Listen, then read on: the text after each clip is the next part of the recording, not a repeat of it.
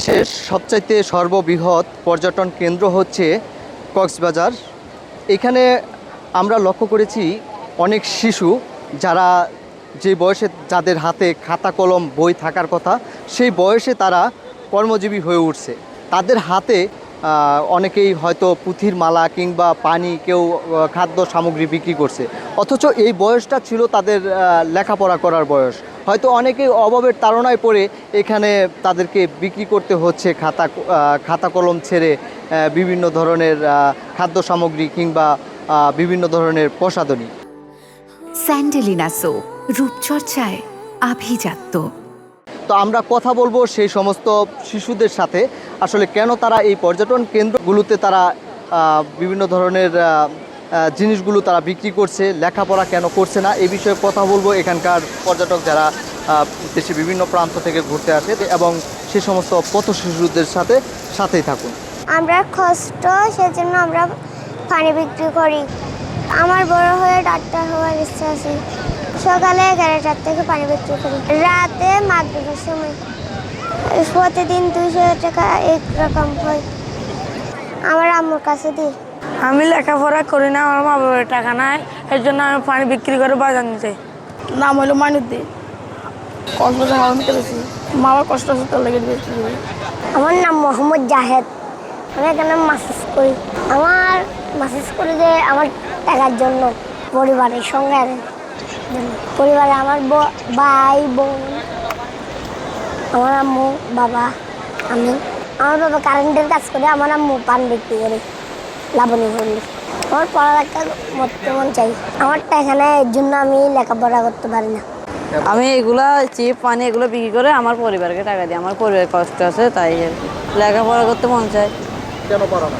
তো ফ্যামিলির জন্য, ফ্যামিলি তো কষ্ট আছে, তাই আমাকে তো লেখাপড়া করাইতে পারবে না।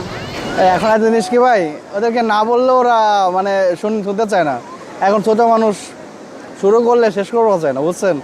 আবার এরা এমন জিনিস যে আপনার এমন একটা সমস্যার মধ্যেই বসলে ওরা এসে ধরবে, ভাই হাত টিপে দেই, ভাই মাসাজ করে দেই, ভাই ভাই বসেন এখানে, বুঝছেন। এখন কিছু বলার নাই, কি বলবো। এরা মানা করলে এরা শোনার মতো মানুষ না। এখন মনে করেন যে টিপে যদি দেওয়ার পরে যদি কিছু নাই দেয় তাহলে আর কি হলো। তাই আমরা দেখা যাচ্ছে যে আপনার খুশি হয়ে 20-50 টাকা এভাবে দেই আর কি। বাংলাদেশে বিভিন্ন সময় আমরা দেখেছি যে শিশু আইন আছে। এখন বাংলাদেশের প্রত্যেকটি সেক্টরে যে পরিমাণ শিশু শ্রমিক আছে, সেটা যেমন বিলুপ্তি করা সম্ভব হচ্ছে না, বা এই দেশে যখন যে সরকার এসেছে তারা কেউই ওই ধরনের পদক্ষেপ নেয়নি। কক্সবাজারের বিষয়টা যদি আমি বলি, এখানে 1 ঘন্টা ঘুরলে দেখা যায় যে কয়েকশো শিশু শ্রমিক, তারা কেউ পেটের দায়ে এসেছেন কিংবা কেউ এখানকার পরিবেশের সাথে খাপ খাইয়ে গেছে। মানে এদের দরকার নেই এটা, কিন্তু তারপরে এটা এরা করছে। কিন্তু এই পর্যটন এলাকায় সব কিছু নিয়ে পদক্ষেপ নেওয়া হয়। শিশু শ্রমিকদের কিভাবে এর থেকে উত্তরণ করে তাদেরকে পড়াশোনার দিকে ধাবিত করার দরকার বা এটা সম্ভব, এটা নিয়ে আজ পর্যন্ত কেউ কোনো পদক্ষেপ নেয়নি। যার কারণে একটা সময় দেশে বেকারত্বের সংখ্যা এত বেশি বাড়বে যে বাংলাদেশ সরকার, যে সরকারই আসুক না কেন, এই বেকারত্বের যে একটা দূরত্ব এটা তারা রোধ করতে পারবে না। তো এখনই দরকার পদক্ষেপ নেওয়া, যে কিভাবে শিশুদের, যারা হতদরিদ্র শিশু আছে, যারা পথ শিশু আছে, যারা এই পর্যটন এলাকায় নিজেদের 3 বেলা খাবার জোটানোর জন্য তারা এই যে কষ্ট করে যাচ্ছে প্রতিনিয়ত, তারা কিন্তু তাদের ভবিষ্যতের কথা চিন্তা করছে না। সবার প্রথম দরকার এই পর্যটন এলাকা যে সকল শিশু শ্রমিক আছে, যারা অঘোষিত শ্রমিক, কিন্তু তারা কেউ পেটের দায়ে এসেছে, কেউ হতদরিদ্রতার কারণে এসেছে, কেউ এই পরিবেশের সাথে এটা ভেবে এসেছে।